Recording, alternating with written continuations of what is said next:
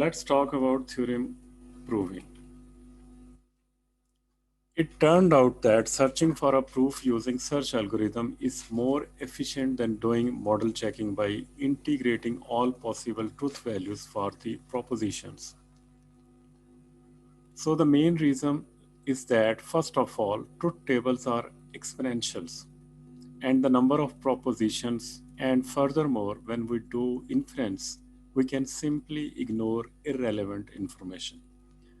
So remember, for example, in R3 was not needed to drive any of the goals. I wanted to check for which I was to check entailments, right? So R3 was ignored altogether and we do not need to use it for inference. However, when you do the model checking, you have to consider all possible propositions and all possible rules within your knowledge base. So the idea of inference is simply to repeat inference rules until you reach the goal. Inference can be applied whenever suitable premises are found in the knowledge base. I'm going to keep going simply employ inference rules, and I did in the previous example. So an important question is whether inference is sound and complete. So for soundness, to check whether the inference is sound, it is enough to check that it is sound at each step of the inference.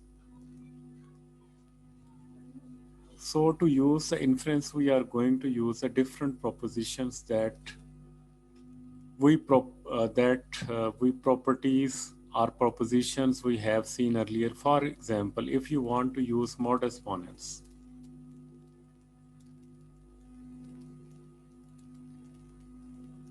P A and P plus Q infers Q. So this one can be expressed as P and P implies Q if you do the truth table of this proposition here. So you would find that it is a tautology, right? So you find it true no matter what P and Q are. So we have a sound inference rule that we are going to use over and over again, along with other rules such as the double implication or bidirectional. So anything that's P equivalent to Q, you will find P implies Q and Q implies P. You could also prove that this part implies this part is a tautology. So whenever I use a succession or an iteration of sound inference rule, your process will be sound overall. So how about completeness? Completeness is actually trickier, and the reason is that for soundness, it's easy to show that old provable propositions about inference are true. This is because we are using the sound rule each time, so we are only getting entailed formulas. However, for completeness, what you want to prove is that all true propositions are there are provable. So this makes the knowledge representation larger. So we need to really make sure that all possible entail formulas are inferred by the system, which is more difficult to prove.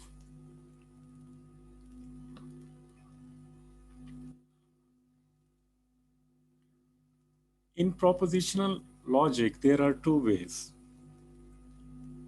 proof by resolution, forward or backward chaining. One is called proof by resolution, and we are to use powerful rule called resolution rule, and the second one is called forward or backward chaining. Then choose modus ponens on a restricted form of propositions called Horn clauses.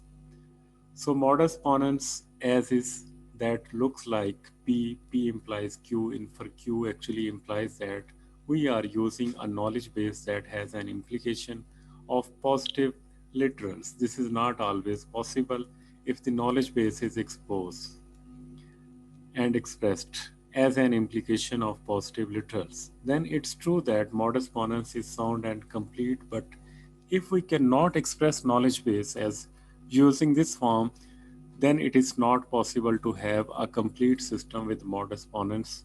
So it's possible to use either resolution or backward chaining on horn clauses to actually address the problem of completeness.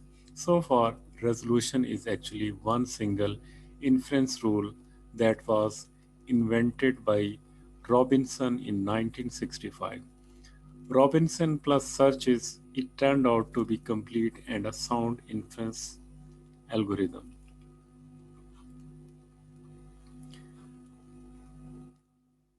Now we will illustrate the concept of resolution through the one plus word example. We are in setting in which the agent was in 1-1, went to 2-1 to know that actually there is a breeze. The agent did not want to move forward to either 3-1 or 2-2 because there is a risk that it's a pit. So it's a bottomless pit, so there is no risk to take there. The agent decided to then go back to 1-1 and explore 1-2 to find that there are actually was a stench but no breeze. So we have the knowledge base initially. So the knowledge base would be equal to the previous knowledge base and new facts. And new facts are, first of all, that there is a breeze into 1. And then if there is a breeze into 1, we know that this means that there is either a pit in 1-1 or a pit in 2-2.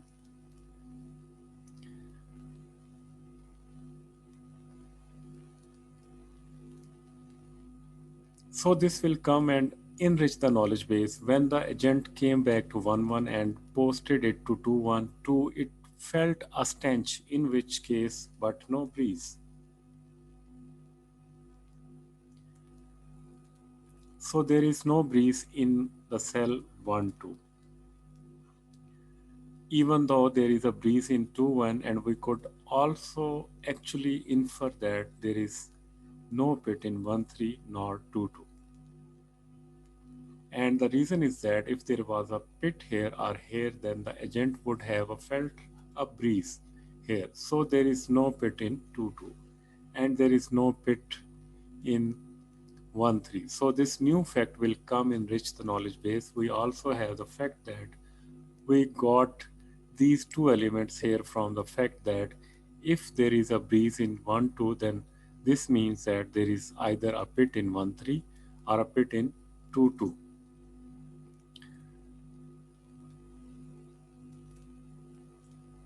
So we have this new knowledge base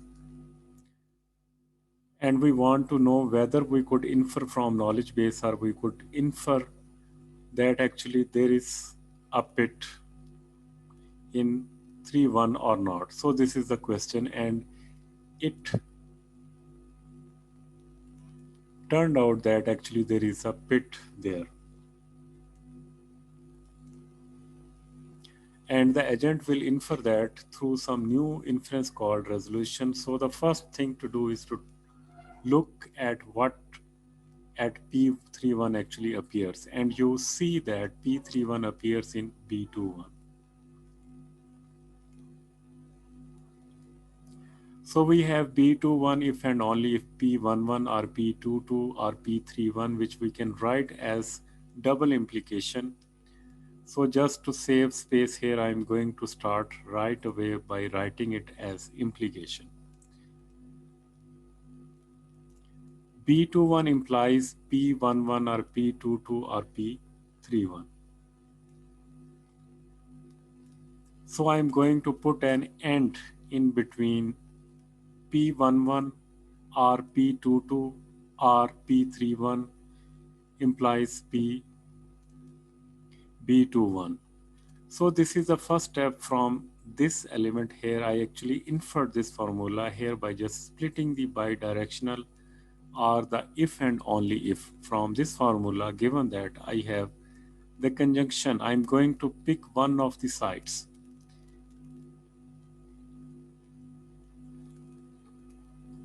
And this one, I pick this one B211, just strategy, as I could get rid of the B21.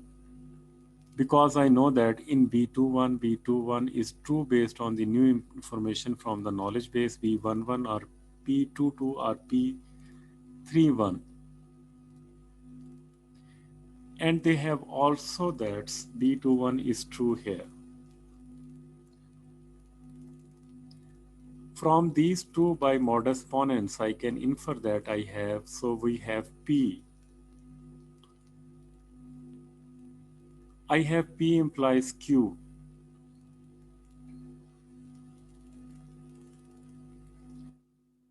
So that I have P implies Q, so that I have P11 or P22 or P31. So there is a pit either in 11, 22 or 31.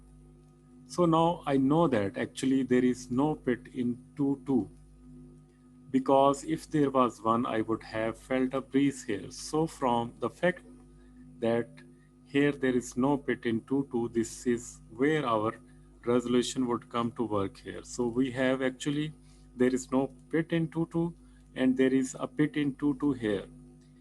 So these two would resolve with each other. This means that there is either a pit in 1-1 or 2-2 or in 3-1, but there is no pit in 2-2. So it must be either in 1-1 or in 3-1. So I'm going to make a nice inference here by resolution in which these two elements here would resolve. They resolve and make a new element called the resolvent, and this resolvent is P11 or P31.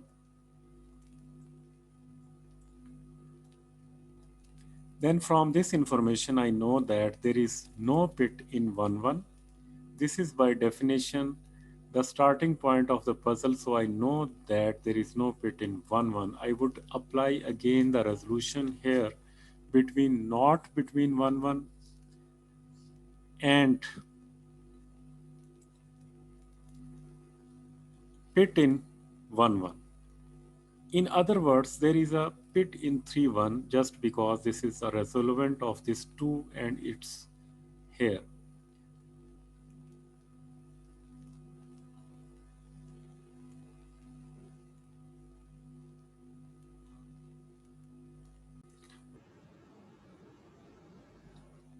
So here I found, I made the entailment that KB,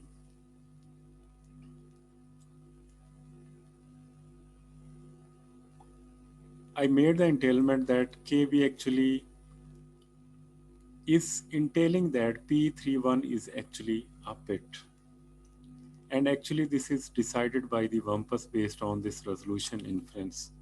We could do a similar work to find that actually there is a Wumpus in 1-3. So this resolution happened here at this stage here and that stage here. And this element is called the resolvent, and this element also is called the resolvent of this two propositions here.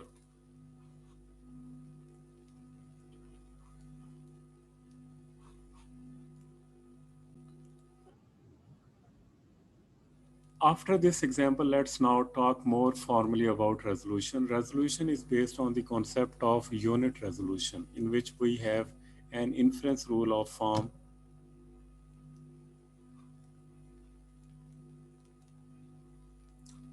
of this form. So especially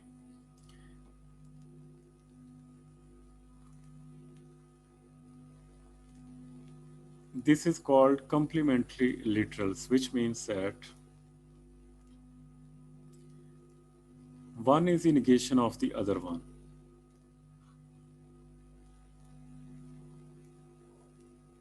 So if we do the unit resolution, it means that you are going to get rid of the M and of the Li in the disjunction of the resolvent. So these two, in other words, these two elements here, the M and the Li, are in the middle here would resolve to obtain the want that actually in the distinction of everything except the M and the Li, because Li and M are complementary literals.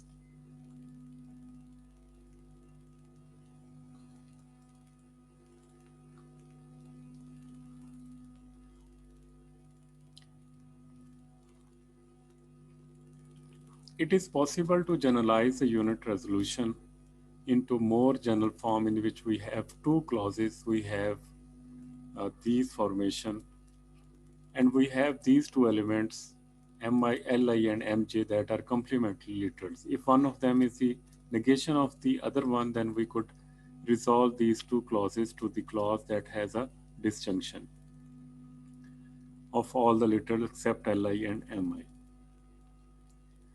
This is powerful, but it applies only on classes, and the question is now, can we express any proposition in propositional logic in terms of clauses? And the answer is yes. Every sentence in propositional logic is actually logically equivalent to a conjunction of clauses.